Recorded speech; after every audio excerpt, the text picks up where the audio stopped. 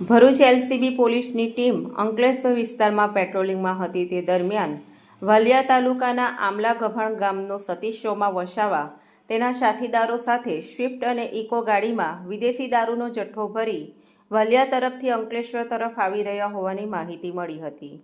જે મળેલી માહિતીના આધારે એલસીબી પોલીસે વાલિયા ચોકડીથી વાલિયા રોડ પર તપાસ કરતા રોડની બાજુમાંથી વિદેશી દારૂનો જથ્થો ભરેલ ઇકો કાર સાથે વાલિયાના આમલા ગભાણ ગામના સતીશ સોમા વસાવાની ધરપકડ કરી હતી। સાથે પાઇલોટિંગ કરતી સ્વિફ્ટ કાર સાથે વિપુલ ભારત વસાવાની પણ ધરપકડ કરી હતી।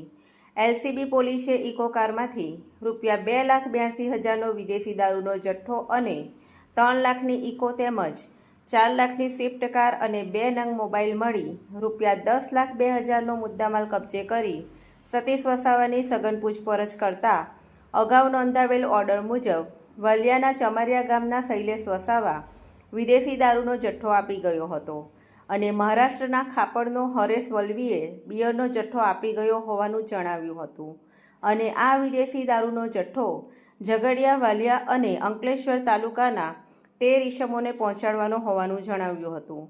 એલસીબી પોલીસે વિદેશી દારૂ આપી જનાર 2 ઈસમો સહિત 13 ઈસમોને વોન્ટેડ જાહેર કરી તેઓ વિરુદ્ધ જીઆઈડીસી પોલીસ મથકમાં ફરિયાદ દર્જ કરાવી હતી।